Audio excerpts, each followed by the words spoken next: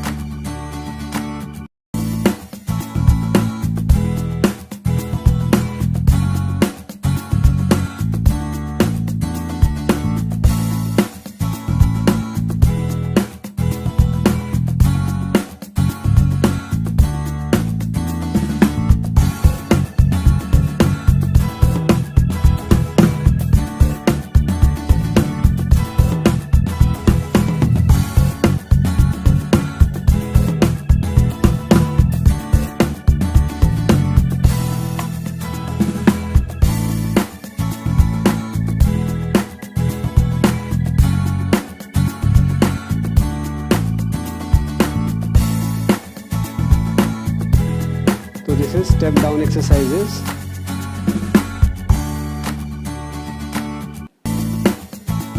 इसे make sure कि ये नी प्रॉपर चैनल में जाए, सिंपल जाए और सिंपल वापस आना है। ये एक ट्रैकिंग में जाएगा और वापस आएगा। इसमें ये कोई मूवमेंट नहीं होनी चाहिए। अगर ये ज़्यादा इंस्टेबिलिटी होती है तो ये गलत है, ये आपको स्टॉप करना है। कोई इंस्टेबिलिटी नहीं होनी चाहिए। इन केस जब आप स्टेप डाउन करते हैं, इसका प्रोग्रेशन स्टेप अप और स्टेप डाउन का दोनों में ये है कि आप अपने स्टेप की जो हाइट है वो बढ़ा सकते हैं।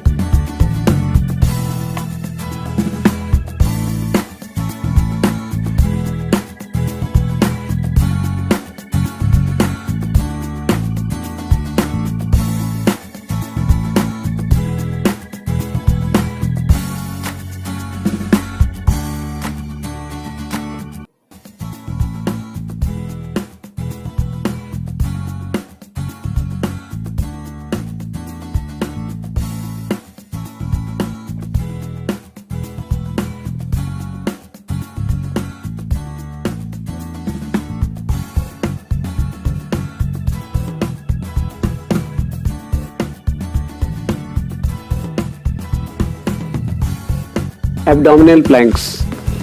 If your core is weak, then you have to start with knee के साथ plank शुरू करेंगे, ठीक है? And you have a good core, जब आप अपने toes पे आएंगे, and then you do these planks. And to progress, आप इसका टाइम बढ़ा सकते हैं धीरे धीरे करके. So this is abdominal plank. उसके बाद आप side plank करेंगे. Side plank में, if you're a beginner, you can start with like half of the plank on your knees. Otherwise the best is कि आप full body side plank करें. So you will stay like this. To progress, you can increase the time of your plank gradually. So this is what you can do. Make sure you do not sag. Keep it height and do this. So ये हम कर रहे हैं हमारी core अच्छे से strengthen up हो जाए.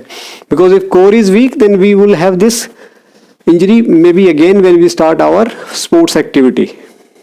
Now we will do single leg squat.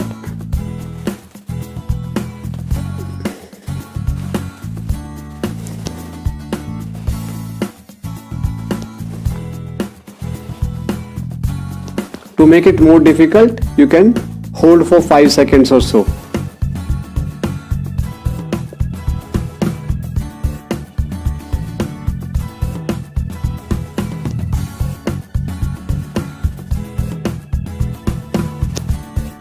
Single leg resisted step down.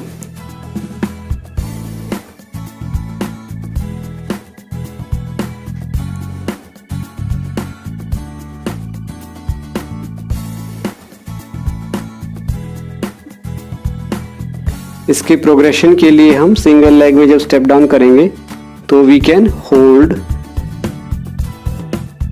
slowly, we can do it and we can hold for about 5 seconds. And make sure कि अपना नी अंदर ना जाए. We still have a good outward movement of the knee, neutral movement.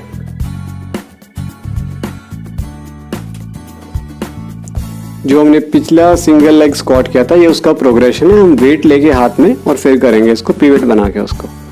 तो single leg squat ज़्यादा नॉबलिंग नहीं होनी चाहिए. Make sure you do it slowly, gradually. इसको डिफिकल्ट करना है तो we can hold for few seconds and then कम.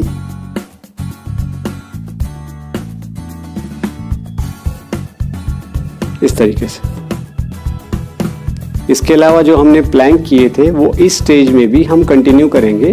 हम उनका ड्यूरेशन बढ़ा देंगे, side plank and abdominal plank दोनों का. अब हम मूव करेंगे अपनी एडवांस रिहैब में जिसमें कि एक्सरसाइजेज काफ़ी डिफ़िकल्ट, काफ़ी रेजिस्टेड हो जाएंगी. सो हम एक्सरसाइज करेंगे शुरू जो कि काफ़ी डिफ़िकल्ट होंगी. तो यू मेक श्योर कि आप किसी के सुपरविजन या गाइडेंस में करें. Leg squat with resisted band. इसको अगर डिफिकल्ट करना है तो we can hold for few seconds and we increase the hold. And we can also take इसमें एक्स्ट्रा वेट लेके and then we can add it.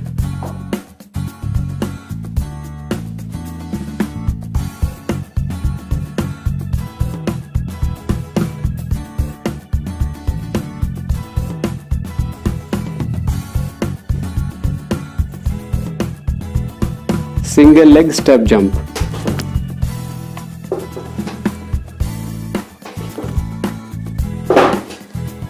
आप अपनी स्टेप की हाइट बढ़ा सकते हैं ये करते वक्त। तो ये मिमिक करेगा आपकी रनिंग एक्टिविटी। जब रनिंग में फुट लैंड करता है तो एक पैर आपका हवा में होता है, तो उसके मिमिक करेगा उस एक्टिविटी को। Single leg jump from a step with resistant band. Rise again.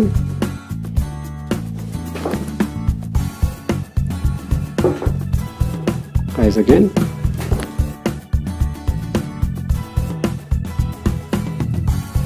अब हम एब्डोमिनल प्लैंक करेंगे, बट ये रजिस्टर्ड होगा विद वन लेग और साइड प्लैंक भी वन लेग के साथ। तो इससे हमारी कोर स्टेबिलिटी और भी स्ट्रॉन्गर और भी डिफिकल्ट हो जाएगी। So we will move on here and then we will move on one leg. Like मैं इससे डेमोन्स्ट्रेट करता हूँ कि एक लेग पे रहेंगे और एक हवा में। सैग नहीं करना, स्टे टॉल। एंड इसको डिफिकल्ट करना है तो आप अपना होल्ड पीरियड बढ़ा देंगे। सिमिलरली जब आप साइड प्लैंक करेंगे तो ऊपर जाएंगे एंड देन एक लेग पे मूव करेंगे, ऊपर जाएंगे एक लेग पे मूव करेंगे, अपना होल्ड पीरियड बढ़ा देंगे। To make it difficult hold period बढ़ा देंगे। इसके अलावा ड्यूरिंग ऑल द स्टेजेस, ये एडवांस एक्सरसाइजेज थे कुछ हमने बताई, इसके अंदर सारी स्ट्रेचिंग एक्सरसाइजेज कंटिन्यू होंगी। जो प्रीवियसली एक्सरसाइजेज है जो हम इस एडवांस स्टेज में होंगे वो भी हम करते रहेंगे। अपनी मोबिलाइजेशन ऑफ द पेटेला भी करते रहेंगे और इन बिटवीन हम इसके ऊपर आइस पैक्स वगैरह भी लगाते रहेंगे।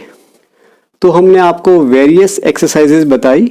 हमने बिगिन किया इजी एक्सरसाइजेज से, धीरे धीरे उनको डिफिकल्ट कर दे गए। लेकिन इसमें ये हो सकता है कि आपकी एक्सरसाइजेज किस लेवल पे आपको स्टार्ट करना है और कहाँ तक जाना है, ये डिपेंड करता है आपकी एग्जिस्टिंग कंडीशन क्या है। इसका बेस्ट ट्रीटमेंट ये होता है कि इसको प्रिवेंट किया जाए। जितनी जल्दी आप इस प्रॉब्लम को रिपोर्ट करेंगे उतना जल्दी इसका रिहेबिलिटेशन होगा। अदरवाइज ये भी पाया गया है कि इस कंडीशन के साथ एथलीट्स एक डेढ़ साल तक परसिस्ट करते हैं, इसके साथ वो गेम खेलते रहते हैं और ये उनको ऑन एंड ऑफ होती रहती है। तो इसका बेस्ट ट्रीटमेंट है इसका प्रिवेंशन। बायोमैकेनिकल फोर्सेस को अवॉइड करना है, अर्ली रिपोर्ट करना है। जैसे ही आपको प्रॉब्लम शुरू हो आप इसको रिपोर्ट करें और अपनी एक प्रोटोकॉल को फॉलो करें जो आपको एडवाइस की गई है। ज़रूरी नहीं कि हमने जो बिगिनिंग में एक्सरसाइज की आप वहीं से स्टार्ट करें। आप डायरेक्टली, अगर आपकी कंडीशन ज़्यादा वर्स नहीं है तो आप एडवांस स्टेजेस की एक्सरसाइजेस भी कर सकते हैं।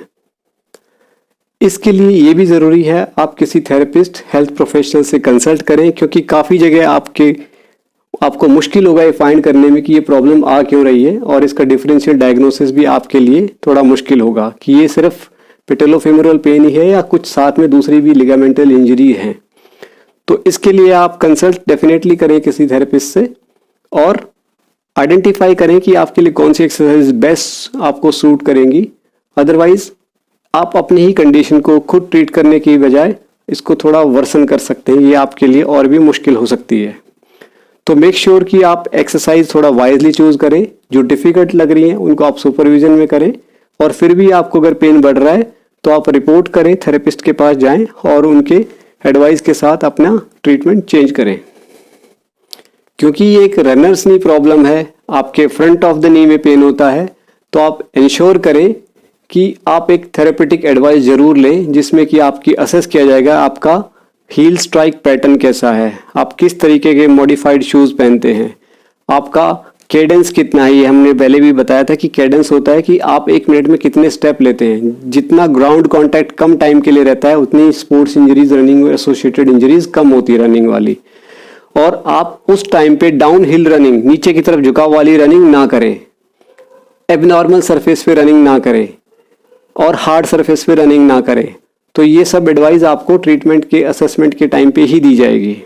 पेटेलोफेमोरल पेन सिर्फ रनर्स में नहीं होता, ये काफ़ी फीमेल पॉपुलेशन में भी पाया जाता है, क्योंकि उनका फैट पैड और फैट एडिपोज टिश्यू जो फैट होता है उनके घुटने के अराउंड ज़्यादा मात्रा में होता है। पेटेलोफेमोरल पेन उस फैट के कारण पेटेला की मूवमेंट काफ़ी कम होती है, तो ये फीमेल पॉपुलेशन में ज़्यादा पाया जाता है।